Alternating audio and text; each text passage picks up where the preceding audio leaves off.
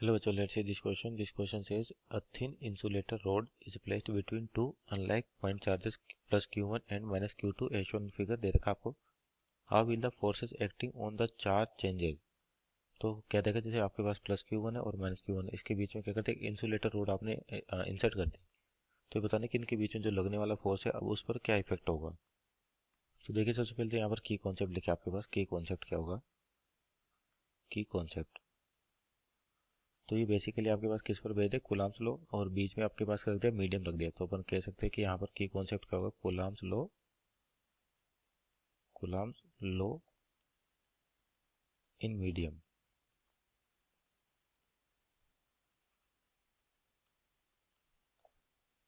तो देखिए होता क्या है कि आपके पास जैसे मान लीजिए दो चार्ज हैं, एक Q1 है और एक क्या है Q2 है, और एक ही पॉजिटिव दे रखा अपने को, यानी कि तो पॉजिटिव चार्ज है आपके पास और ये नेगेटिव चार्ज है.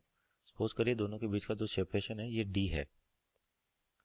तो अगर अपोजिट नेचर के तो क्या होगा? एक दूसरे पर अट्रैक्टिव फोर्स लगाएंगे ये F, तो दोनों पे जो फोर्स का मैग्नीट्यूड होता है वो आपके पास क्या होता है? सेम होता है. तो यहाँ पे जो कूलम्ब फोर्स लगता है इनके बीच में, इसका मैग्नीट्यूड होता है K Q1 Q2 by r square. K Q1 Q2 by r square मतलब डी स्क्वायर. तो ये तो हो गया आपके पास फोर्स. और जो K होता है 1/4 pi epsilon not. 1/4 pi epsilon naught Q1 Q2 by d square. तो एप्सिलॉन नॉट है आपके पास, इसको बोलते हैं electrical permittivity. Electric permittivity permittivity of free space. Of free space या वैक्यूम भी कह सकते हैं अपन.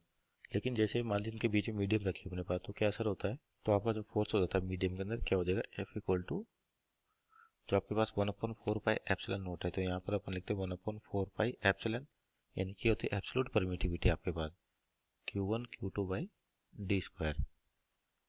जो ये आपके पास एब्सोल्यूट परमिटिविटी होती है E, इसकी वैल्यू होती है E naught into E R. E naught होगा आपके पास इलेक्ट्रिक परमिटिविटी फ्री स्पेस के लिए, और ई आर हो जाएगा रिलेटिव परमिटिविटी. तो यानी कि यहाँ पर इसकी वैल्यू रखें तो अपने पास क्या हो जाएगा? 1/4 pi epsilon naught dot epsilon r Q1 Q2 by d square. अब देखिए यहाँ पर जो कुछ वैल्यूज है 1/4 pi epsilon naught Q1 Q2 by d square, ये किसके बराबर होगी? इस फोर्स के बराबर. इसको अपन F मीडियम कह देते हैं. तो F वैक्यूम है, तो यानी कि जो मीडियम में फोर्स हो जाएगा वो कितना हो जाएगा? F बाई ई आर, यानी कि रिलेटिव परमिटिविटी. इसका मतलब क्या होगा कि फोर्स का मैग्नीट्यूड आपके पास जो है मीडियम रखने पर क्या हो गया? डिक्रीज हो गया. यानी कि यहाँ पर क्या कह सकते हैं कि जो मैग्नीट्यूड है, मैग्नीट्यूड ये डिक्रीज हो जाएगा आपके पास. और आपके पास जो यहाँ पर अब मैग्नीट्यूड कम हो गया, पर दोनों पे अभी भी क्या होगा? इक्वल अमाउंट ऑफ फोर्स लगेगा. जैसे Q1 है तो इस पर, और ये Q2 है, एक प्लस का एक माइनस का, तो दोनों पे मैग्नीट्यूड ऑफ फोर्स तो अभी भी सेम है, लेकिन क्या हो जाएगा? फोर्स का मैग्नीट्यूड आपका कम हो जाएगा.